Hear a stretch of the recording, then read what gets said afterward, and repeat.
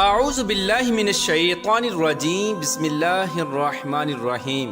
اللہ تبارک و تعالیٰ کے نام سے شروع جو بڑا مہربان اور نہایت رحم کرنے والا ہے۔ پیارے دوستو، اللہ تبارک و تعالیٰ قرآن پاک میں ارشاد فرماتا ہے، اور اس دن سے ڈرو جب کوئی کسی کے کچھ کام نہ آئے گا، اور نہ ہی کسی کی سفارش منظور کی جائے گی، اور نہ ہی کسی سے کسی طرح کا بدلہ قبول کیا جائے گا، اور نہ ہی لوگ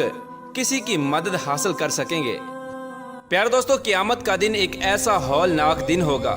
کہ جس دن حمل والی عورتوں کے حمل ضائع ہو جائیں گے، اور اس دن نفسا نفسی کا یہ عالم ہوگا کہ ماں اپنے بیٹے کو بھول جائے گی اور اولاد اپنے ماں باپ کو بھول جائے گی، اور اس دن کوئی کسی کے کچھ کام نہ آئے گا۔ ہر ایک کو اپنے حساب و کتاب کی پڑی ہوگی، اور ہر ایک انسان اپنے اعمال کے مطابق اپنے انجام کو پہنچا دیا جائے گا۔ پیار دوستو، اس بات پر ہر ایک مسلمان کا ایمان ہے کہ اس نے مرنے کے بعد قیامت کے دن اٹھنا ہے اور اپنے اعمال کا بدلہ لینا ہے۔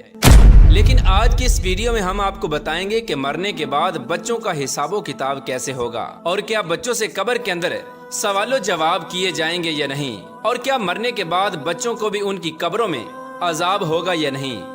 اور اس کے ساتھ ساتھ آپ کو یہ بھی بتائیں گے کہ مرنے کے بعد کافروں اور مشرکوں کے بچوں کے ساتھ کیا سلوک کیا جاتا ہے،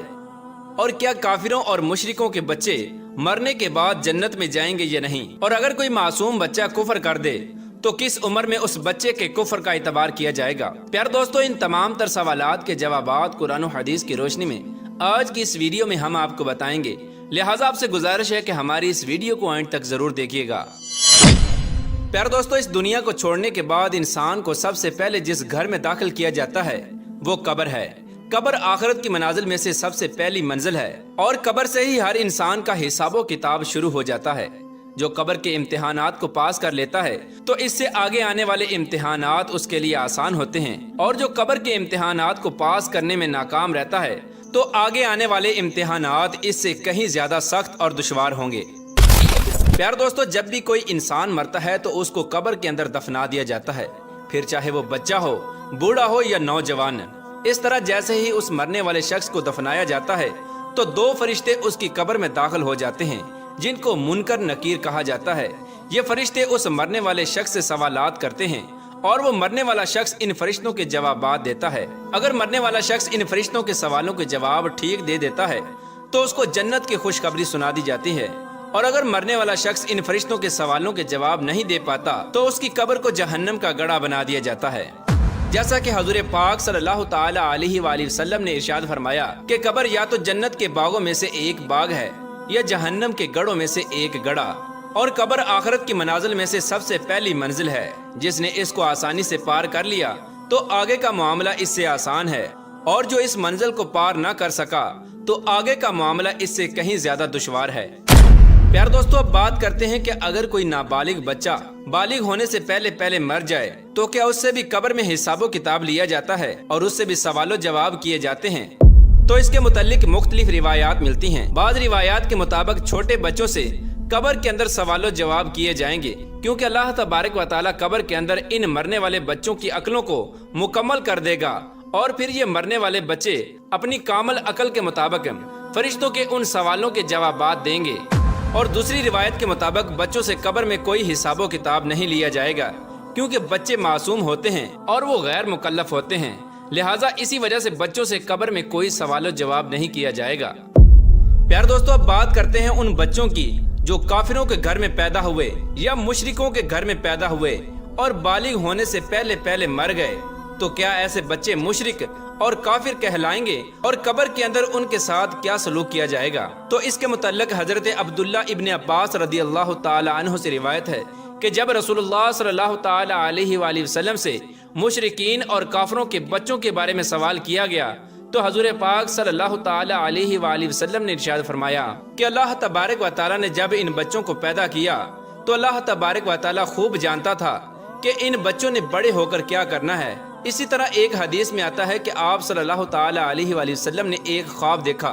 کہ آپ صلی اللہ تعالی علیہ وآلہ وسلم ایک باغ میں ہیں، اور ایک لمبے قد کا آدمی اس باغ میں چل رہا ہے، اور اس کے آس پاس بہت سارے بچے کھیل رہے ہیں، اور اس آدمی کا قد اتنا لمبا ہے کہ حضور پاک صلی اللہ تعالی علیہ وآلہ وسلم اس آدمی کو دیکھنے کے لیے اپنی گردن کو اوپر بلند کرتے ہیں، گویا کہ وہ شخص آسمانوں سے باتیں کر رہا ہو۔ تو حضور پاک صلی اللہ تعالی علیہ وآلہ وسلم نے حضرت جبرائیل علیہ السلام سے اس شخص کے بارے میں پوچھا اور ان بچوں کے بارے میں دریافت فرمایا۔ تو حضرت جبرائیل علیہ السلام نے عرض کی کہ یا رسول اللہ صلی اللہ تعالی علیہ وآلہ وسلم، آپ نے جس شخص کو دیکھا ہے وہ حضرت ابراہیم علیہ السلام ہیں، اور ان کے ارد گرد جو بچے کھیل رہے تھے وہ بچے ہیں جو فطرت سلیم پر پیدا ہوئے اور بالغ ہونے سے پہلے فطرت سلیم پر ہی مر گئے، یعنی وہ بچے اسلام پر ہی پیدا ہوئے اور بالغ ہونے سے پہلے اسلام پر ہی مر گئے۔ تو ایسے بچوں کے ساتھ آخرت کے اندر وہی سلوک کیا جائے گا جو ایک مسلمان کے گھر میں پیدا ہونے والے بچے کے ساتھ کیا جاتا ہے،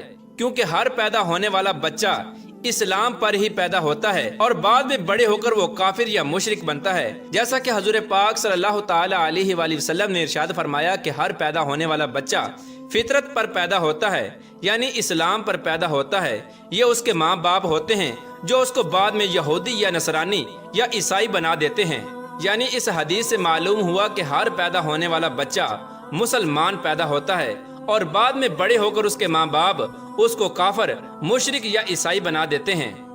اگر کوئی ایسا بچہ جو کافروں کے گھر میں پیدا ہوا لیکن وہ بالغ ہونے سے پہلے مر گیا تو وہ اسلام پر ہی مرے گا۔ پیارے دوستو، اب بات کرتے ہیں کہ بچے کی کس عمر میں بچے کے کفر کا اعتبار کیا جائے گا۔ تو اس کے متعلق روایات میں آتا ہے کہ بچہ جب عاقل اور بالغ ہو جائے اور اچھے اور برے کی پہچان کرنے لگ جائے تو اس عمر میں اگر کوئی بچہ کفر کرتا ہے تو اس کے کفر کا اعتبار کیا جائے گا اور وہ بچہ کافر ہوگا۔ اور علماء کرام بیان فرماتے ہیں کہ اگر کوئی بچہ 7 سال کی عمر میں کفر کرتا ہے تو اس کے کفر کا اعتبار کیا جائے گا اور وہ کافر ہو جائے گا۔ پیار دوستو، بات کرتے ہیں کہ کافروں اور مشرکوں کے بچے جنت میں جائیں گے یا نہیں، اور اگر یہ جنت میں جائیں گے تو جنت کے کون سے مقام میں ان کو رکھا جائے گا۔ پیار دوستو، اس کے متعلق مختلف روایات ملتی ہیں۔ بعض روایات کے مطابق جیسے مسلمانوں کے بچے جنت میں جائیں گے، اسی طرح وہ بچے بھی جنت میں جائیں گے جو پیدا تو کافروں کے گھروں میں ہوئے لیکن بالغ ہونے سے پہلے وہ فوت ہو گئے۔ تو اللہ تبارک و تعالیٰ ان معصوم بچوں کو بھی جنت میں داخل فرمائے گا، کیونکہ اللہ تبارک و تعالیٰ ارشاد فرماتا ہے کہ وہ کسی کو جنت یا جہنم میں داخل نہیں فرمائے گا جب تک کہ اس کو اعمال کا مکلف نہ بنا دے، اور بچے اعمال کے مکلف نہیں ہوتے، لہٰذا اسی وجہ سے اللہ تبارک و تعالیٰ معصوم بچوں کو بغیر حساب و کتاب کے جنت میں داخل فرمائے گا۔ اور بعض روایات کے مطابق کافروں اور مشرکوں کے معصوم بچے جنت میں تو داخل ہوں گے، لیکن یہ جنت میں جنتی مسلمان بچوں کے ماتحت ہوں گے اور ان کے خادمین کی ڈیوٹی سر انجام دیں گے، اور یہ مسلمان جنتی بچوں کے خادمین ہوں گے۔ اور بعض علماء کرام اس مسئلے پر خاموشی اختیار کرتے ہیں۔ ان کا یہ کہنا ہے کہ اللہ تبارک و تعالیٰ بہتر جانتا ہے کہ اللہ تبارک و تعالیٰ کافروں کے بچوں کے ساتھ کیا سلوک فرمائے گا، واللہ تعالی عالم۔ پیار دوستو، ان تمام تر روایات میں سے سب سے صحیح روایت یہ ہے کہ جو بھی بچہ بالغ ہونے سے پہلے فوت ہو جاتا ہے تو اللہ تبارک و تعالیٰ ان کو بغیر حساب و کتاب کے جنت میں جگہ عطا فرماتا ہے، اور بالغ ہونے سے پہلے مرنے والے تمام بچے حضرت ابراہیم علیہ السلام کی کفالت میں ہوتے ہیں اور ان کو حضرت ابراہیم علیہ السلام کے پاس رکھا جاتا ہے، پھر چاہے وہ مسلمانوں کے بچے ہوں